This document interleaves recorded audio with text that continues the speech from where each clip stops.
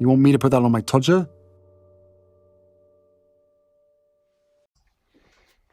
Harry's wife.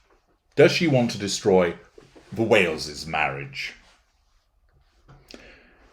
When Harry's wife came to Britain, she was on the hunt for a British boyfriend. More about that in a forthcoming video, as more information has been unearthed about her conduct in relation to that. She claimed, of course, that she didn't know anything about the royal family, which we know is bollocks. She ended up ensnaring ginger bollocks, and believed that that would afford her a lifetime of status, privilege, people kowtowing to her, and lots of lovely spondulics, money, wonga. Turns out, of course, Harry isn't as wealthy as she first thought. And moreover, she then realised, of course, that as the spare, although she did have entitlement to privilege, etc., it wasn't at the level that she expected. Propelled by the delusion generated by her narcissism, she expected that she would become queen. She believed that everybody would be running around doing what she wanted, that they would bend to her will, that they would change centuries of convention and protocol just because she said so, and that their failure to do so amounted to them being unfair, racist, and hateful. This, of course, is all the interpretation that her narcissism placed upon this conduct and behaviour through her prism of narcissism. As part of this, of course, she really believed that William ought to be hers. He, as heir to the throne, is the grand fromage, the big cheese, and therefore her narcissism determined that she ought to be with him. As you know perhaps from own personal experiences, narcissists are not respecters of existing relationships, lacking boundary recognition, lacking emotional empathy, functioning with a lack of accountability and a sense of entitlement. The pursuit of the prime aims invariably means that a narcissist will interfere in other people's relationships, breaking those relationships, causing them to be torn asunder by having affairs with people, causing them to be unfaithful.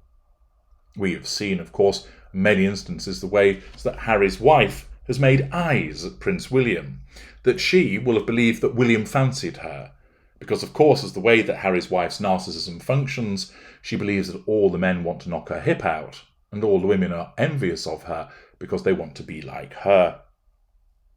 She believed that William ought to be hers. She would have seen no issue at all with having an affair with William and trying to pull him away from Catherine, and dumping heavily on ginger bollocks. That wouldn't concern her in the slightest, because her narcissism would tell her that Prince Harry had done something which merited her seeking comfort in the arms of the other, that she would see no problem in rending apart the relationship between the Waleses, Cambridges as they once were, perhaps telling her that William is desperately unhappy, that his wife is cold, frigid, that she doesn't do the things that Harry's wife does in the spicy poontang department, and therefore that William would be far happier with her, that William too felt constrained by the edifice that is the royal family, and that she, Harry's wife, has come along, the great liberator of these chastised and chained men. Her narcissism would have drummed up some kind of epic tale for her to deploy, which would mean that she would have no hesitation at all in shitting on Harry and crapping all over the marriage between William and Catherine. Of course, despite her attempts to seduce William, he was not interested, and we have all seen the footage around Christmas time when he spent a lot of time adjusting his scarf in order not to have to deal with Harry's wife. She is envious of the relationship that William and Catherine have. She's envious of it because she believes that she should be Catherine. She believes that she should be with Big Willie Styley. She believes that she should become queen.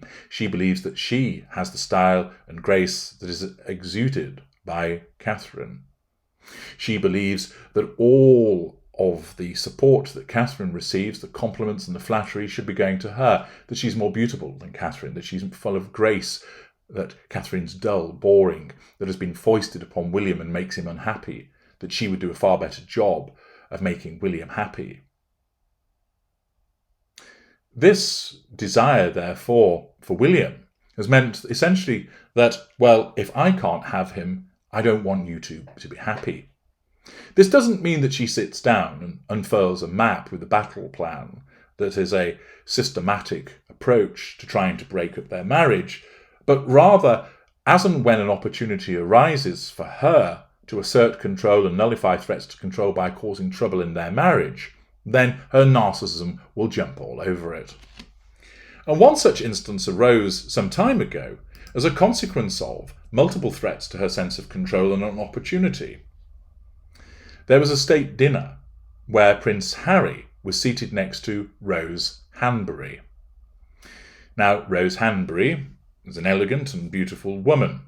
And of course, the fact that the pictures were taken showing Harry and Rose sat together would have threatened Harry's wife's sense of control.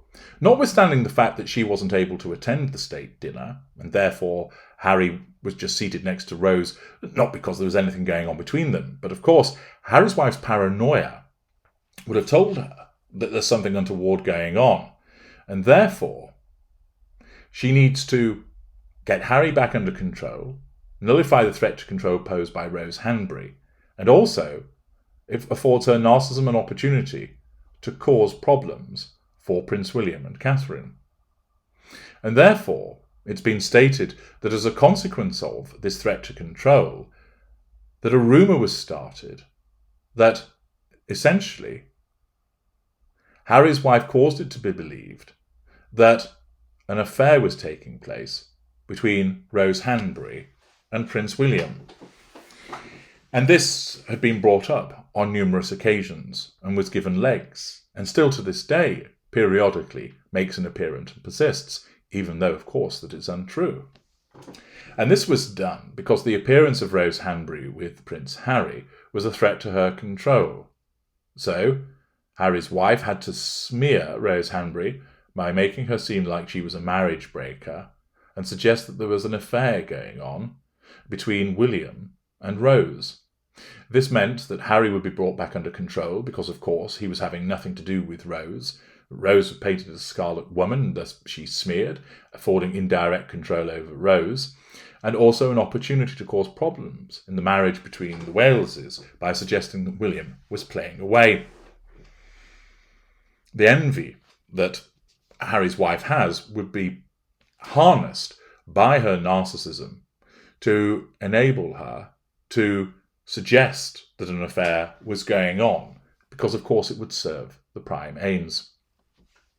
It's undoubtedly the case that because she has not been able to have Prince William, even though she believes that he belonged to her and that he would be far happier with her than with Catherine, notwithstanding all the evidence to the contrary. Remember, her narcissism isn't interested in that evidence. It's only interested in showing her what needs to be shown so that she is motivated to get the prime aims.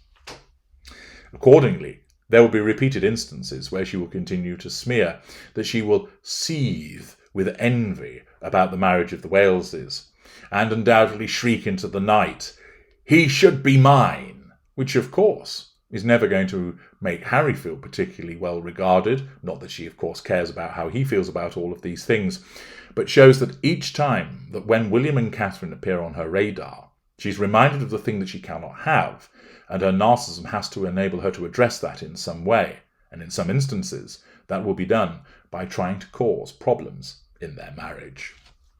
I'm H.G. Tudor. Thank you for listening.